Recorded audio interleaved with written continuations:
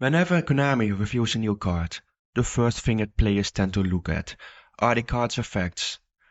And after that, its combat stats, its summoning conditions, and its attribute. You know, the parts related to actually playing the card. After all, Yu-Gi-Oh! Is primarily a trading card game. And first and foremost, that's how the cards are designed to be played with.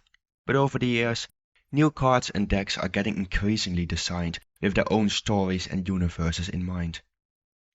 In this series, Behind the Text, I will break down and explain how some of the most beloved and well-played cards are more than just blocks of overpowered card text. Watch back and enjoy as I show how the designers of this game depict story and characters through nothing more than flavorful card text and some snapshots and character bios on the artwork.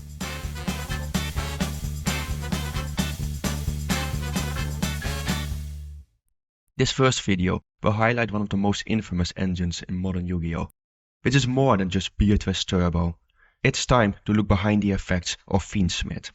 Let's start by taking a look at the star himself, Fiendsmith Engraver.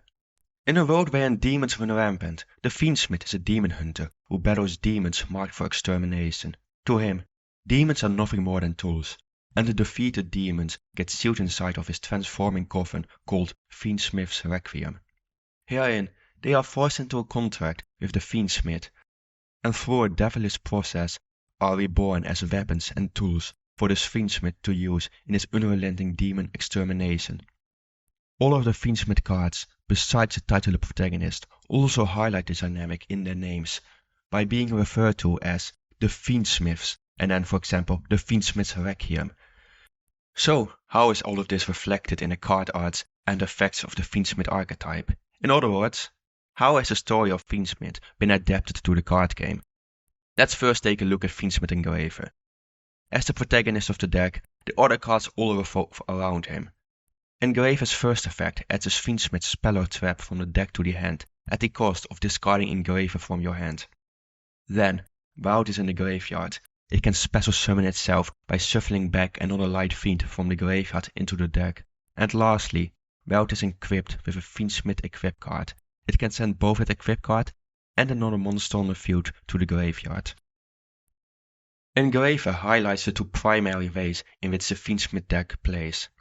The first is a focus on shuffling back light fiend monsters from specifically the graveyard in order to get effects. And the other is the equipping of the Fiendsmith link monsters to non-link light fiend monsters for bonus effects. This emphasizes a goal of loading up the graveyard with as many light fiends as possible in order to power up Engraver. The graveyard then is Engraver's collection of captured and contracted demons, sealed away into his Requiem and awaiting to be turned into weapons. This is shown in the next card, Fiendsmith Tract. It is a normal spell that adds a light fiend from deck to hand, then discards one card from hand. This discard reflects the captured fiend by Engraver within his Requiem, as shown by the art being that of Engraver kicking a random demon into the coffin. After that comes Fiendsmith Requiem, a Link 1 monster that takes any light fiend monster to summon. It also contributes itself to summon Engraver from the deck or hand. Requiem is the mechanism through which the captured demons are forced into a contract. By putting the demons inside of Requiem, as shown in Fiendsmith's Tract, the demons become dog tags, and as contracts, the demons become inactive. They can be seen hanging from Engraver's neck in his own art. And in the art of Fiendsmith Sanct, one of the little demons has a dog tag in its jaw. The Requiem is the method by which Engraver collects his demon contracts, which is represented in the summoning conditions.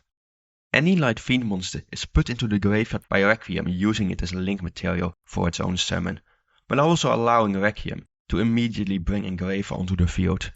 The monsters sent to the graveyard by Requiem, and those discarded by Tract, represent in gameplay the monsters that Engraver has contracted and turned into dog tags. The dog tags are taken out of their slumber when they are thrown into the Requiem's eyeball. This starts a process where the coffin is broken up and transforms into one of three different modes. Either a weapon, a demon summoning mode, or an armor that makes Engraver stronger. This transformation is displayed in the Link 2 monster, Fiendsmith's Sequentia. Its effect lets it summon any Fiend Fuser monster by shuffling back materials from the graveyard. Sequentia is the result of Engraver employing his contracted demons for combat, at the cost of losing their contracts and killing the associated demons. When playing the deck, the Light Fiends in your graveyard are your collection of dog tags, and by shuffling them back into the deck, you are using them to transform Requiem into its various forms. Engraver and his two fusion forms each have a graveyard effect that requires them to shuffle back another Light Fiend for cost in order to activate it. For Engraver himself, this allows him to summon himself onto the field, highlighting that he needs the contracts in order to fight. After all, without them he is only a normal human being. Lacrima and Dies Irae, meanwhile, inflict damage to the opponent for their graveyard effect, either by burning them for 1200 or sending a card from the field to the graveyard. These show how Engraver contracts and then uses captured demons through gameplay. Engraver is reliant on Requiem in order to fight. He is a level 6 monster with the attack stats of a level 4. He also cannot be summoned by his own effect unless another Light Fiend has already been turned into a dog tag, either through Tract's discard or by Requiem sending it there. The 3 Fiendsmith link monsters all also have the effects to equip themselves to a non-link Light Fiend, intended to be Engraver or his fusion forms, to give him minor bonuses in combat. Requiem's bonus is giving 600 attack, for example, making Engraver's own attack stat more in line with the norm for his level. The equips also let Engraver use his third effect that targets an equipped Fiendsmith and another monster on the field and sending them both to the graveyard. Engraver by himself is no threat, but by pairing it with Requiem, your opponent is forced to interact with him. The next card is Lacrima, the Crimson Tears, the second main deck Fiendsmith monster. Besides a standard Foolish effect of any Fiendsmith card upon summon, she has a unique graveyard effect compared to the other Fiendsmith monsters. Unlike Engraver and his various fusion forms, who all shuffle back other Light Fiends for their own effects, Lacrima instead shuffles herself back to revive a Fiendsmith link monster. From this, we can infer the dynamic between Engraver and Lacrima. Her getting shuffled back means she is one of the demons who Engraver has contracted, but normally, the demons who are contracted for Engraver are the result of Engraver beating them into submission, which is replicated by the Light Fiends getting shuffled back by another card's effect. Lacrima, meanwhile, performs the act herself, which implies the demoness has willingly entered into a contract with Engraver to be used as a weapon. At least to some degree, since the tears on her design and in her name indicate that she bemoans the loss of her physical body to some degree. We see this acted out in the trap card Fiendsmith's Kyrie. The art has Lacrima on her knees, reaching out to touch one of Engraver's dog tags with her own fingers. The dog tag and Lacrima's hand are glowing a purple as a result, highlighting the process of her contracting Engraver. This scene confirms the consensual contracting already suggested in Lacrima's own effect. The activation effect of Kyrie gives a slight extra layer of protection, preventing your Light Fiends from being destroyed by battle. And by banishing Kyrie from the graveyard, it lets you do a fusion summon for a Fiendsmith fusion monster, using cards from your hand and field as materials. But also, by banishing Kyrie from the graveyard, it lets you do a fusion summon for a Fiendsmith fusion monster, using cards from your hand and field as material, but also allowing the usage of Fiendsmith link monsters being treated as equip spells. These equip spells are Requiem and its transformations being used as weapons by Engraver.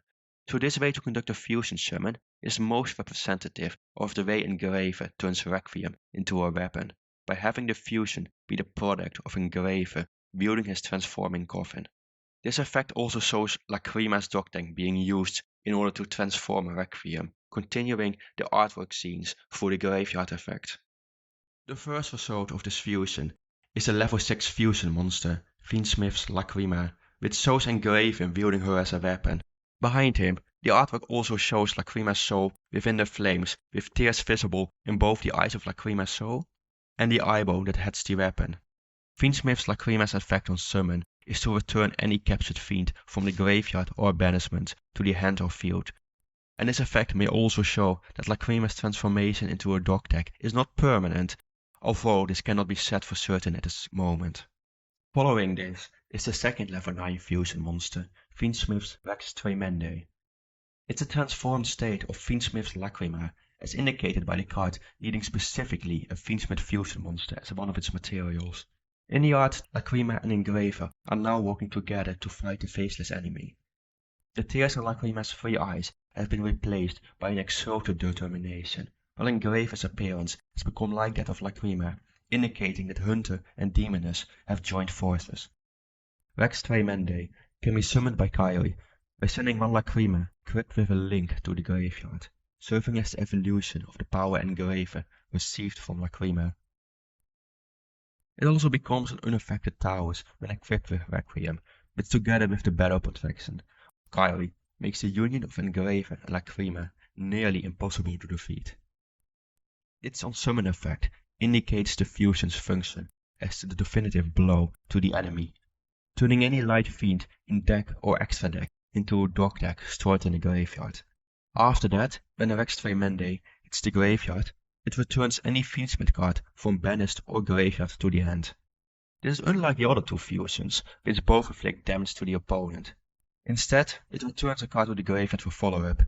It shows that the battle has concluded, with Engraver and Lacrima returning to their normal bodies. For Engraver, returning to the hand means that he can start combat anew by discarding himself from the hand, while for Lacrima, she has regained her female form after having become a dog tag.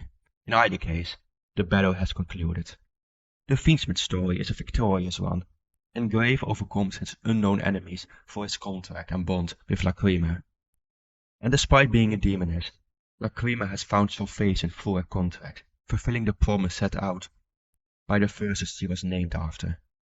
Future reference material from Konami may clear up any inferences made or any doubt still lingering, but for now, this is the story behind the effects.